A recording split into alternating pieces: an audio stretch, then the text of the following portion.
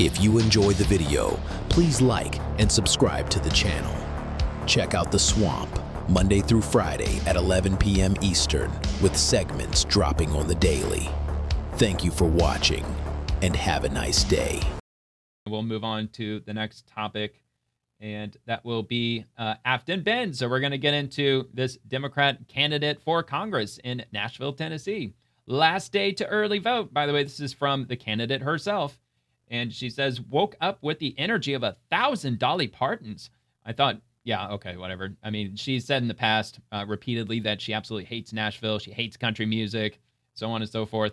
A new poll has us just 2 points behind. It's the last day to early vote. College kids coming home, hug your family, kiss the dog, and then find your polling place at iwillvote.com. Yeah, because, all the college students, of course, they're being conditioned to be obedient little Democrats in the university system. All right. Anyway, so that's the registry to vote, it appears, even though it's the last day to vote. So anybody who's living in Tennessee watching this video, it's probably too late by now.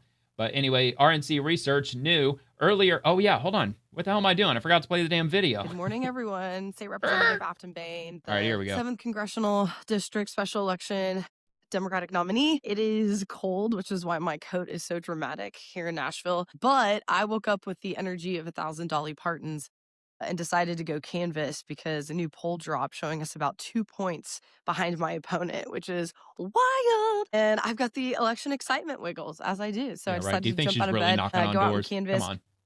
It's the last day to early vote across the district. So as you are preparing for Thanksgiving, please head to the polls. In some places, polls close at 12. In Davidson County, it's a little longer than that. And if you are coming home from college, guess what? You have the opportunity of a lifetime to flip a congressional district. So here's what you're going to do. You're going to come home. You're going to hug mom and dad. You're going to kiss your pug, kiss the dogs, and then you're going to figure out where to vote. If that you need information, go to iwillvote.com. Yeah. Even though they haven't been paying attention to politics at all because they've been studying all day, every day. Polling place. Head out So in to other poll, words, they have no clue who and they're then sign voting up for a for, canvassing probably. shift this weekend. We've got a day of action on the 29th. It's going to be so much fun, and I can't wait to see everyone. Oh my gosh, it's wild times out here. It's the wild bang season. Y'all can relate. The girlies can relate. All right, love you guys. Let's go out and win this.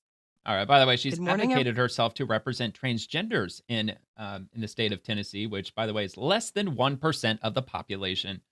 RNC Research knew earlier this year, Aftyn Behn said Tennessee is no longer a democracy because Tennessee passed a bill to dismantle woke DEI departments. Behn says this isn't really about merit. It's about legally reestablishing white male dominance. Oh, she looks so triggered. Of course, that's not her position. Like in the moment when she was saying that, it's obviously an image they took. But do you think Tennessee is even a democracy anymore? No, it's not. But I want to pause and go back to the asshole. DEI bill because I think it's important to explain what it is and what happened.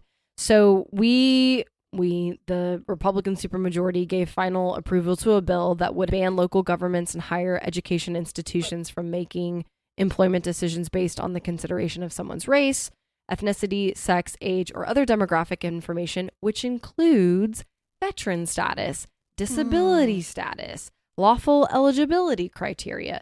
They then passed another bill the same week that would unravel offices and programs at various levels of state and local governments that promote DEI and delete age, race, or gender requirements on certain boards. And this isn't really about merit. It's about legally reestablishing white male dominance. No, but it is. It's about merit. But here's the thing. DEI, the Civil Rights Act of, 1964, I think, give or take. I think it was 1964. That's the reason why it's collapsing across the country and across corporate America, because it's illegal. It violates the Civil Rights Act, you idiots.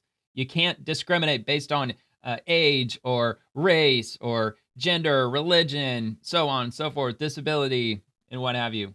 But that's what they want with DEI. That's what DEI brings. It brings a whole bunch of discrimination. All right, RNC Research newly uncovered in a deleted tweet from 2022, anti-police Democrat Aftyn Behn said that cops do not keep us safe. There you have it right there.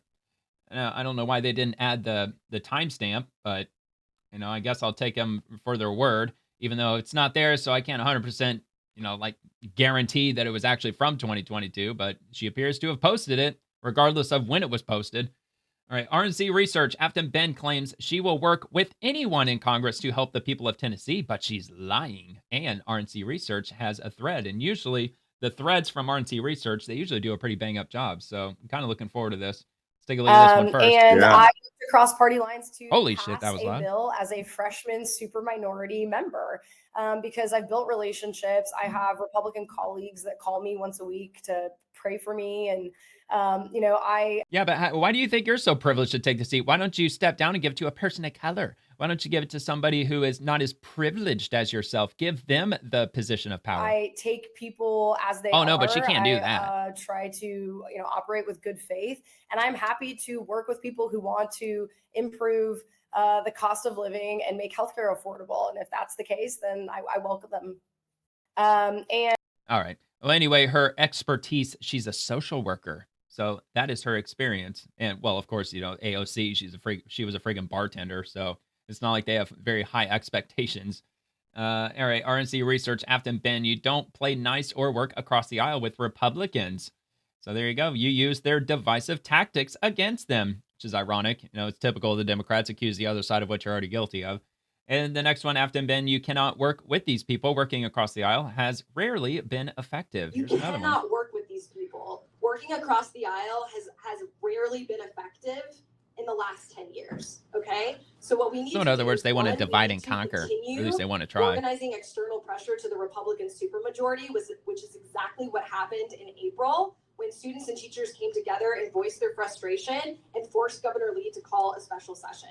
Well, if you want to make enemies out of Republicans, what's the best way to, I don't know, get one over on Republicans? But, you're supposed to keep your enemies closer. You're supposed to know them quite well. And if you just cut them off completely, then, effectively alienating them, then, you're not putting yourself at a very good advantage, which is probably something that old school Democrats know quite well, that, that's why you work with the other side.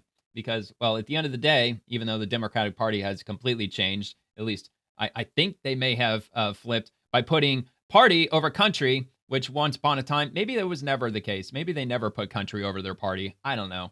But anyway, so we got one more. Aftyn Behn, they are the minority opinion, and they need to be silenced. Do you have any hesitation about going up to a legislature where that is the culture, or do you feel like that's why you're needed? I mean, as you and I both know, the Tennessee legislature is a cesspool.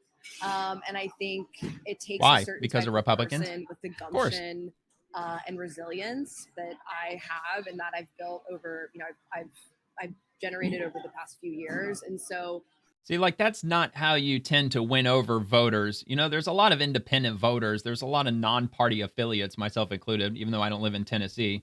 And that's not how you convince them, by calling Republicans a cesspool. I know going into, we are at a critical moment in history with creeping authoritarianism and the far right attacks on transgender kids and our LGBTQ community. And they're on the wrong side of history. And I have no problem saying that. And I think that they're the minority opinion and they need to be silenced. And I plan to leverage my position they need to be silenced. And privilege and power. So and she's all about cancel culture. District 51 to help me in doing that. And plus, conservatives and Republicans, they don't have any problem with the gay community. They haven't. And very few people even push back with regard to the same-sex marriage in 2015, at least my observation back then, even though I wasn't all that politically, connected back then. You weren't seeing, droves of Republicans and conservatives marching in protest, descending on Washington, D.C. when that happened. You didn't see much pushback at all. And most people have adopted the concept of just, live and let live, mind your own business, whatever you do behind closed doors. We are in a free country. If that's what you want, then by all means. But of course, they want to make it sound like that, that we're anything but conservatives, that we're anti everything. Nope, that's not the case. Okay, moving to, let me see. Okay, yeah, I did that one. So Matt Van Epps for Congress. So this is her opponent. Breaking: country music legend Kid Rock endorses Matt Van Epps. No lunatics in our Tennessee politics. Tennessee District 7, vote red on December 2nd. Make your plan, find your polling place. Here we go. Here's Kid Rock. With my good friend Bob, Kid Rock at his place on Broadway. Need you to get out the vote. All right, shouldn't be rocket science, kids. You got somebody who served our country. Thank you for your service. Yes, sir. Thank you. This willing to put America first against this left-wing lunatic nut job who is pretty much, it's come to surface if you haven't seen it yet, in case you live in a cave, who said she not only hates Nashville, she hates country music. And also, she thinks, if little Johnny goes to school and wants to be called Sarah, that the parents shouldn't be notified, wants to defund the police. I mean, everything else. Come on, people. If you want to live in a city like that, move to Portland. Let's keep Tennessee conservative. Move to Portland. Let's keep it moving forward with people like Matt here, and let's not let these lunatics into our politics. Absolutely. Well, in the latest polling that I saw, she had a 12%. She was polling at a 12% odds of winning the election, which I said last night, don't let that be a reason to not go out and vote. That should only provide more ammunition. 12%, hell, make it as close to zero as you can. The only way you can do that is getting out there and voting.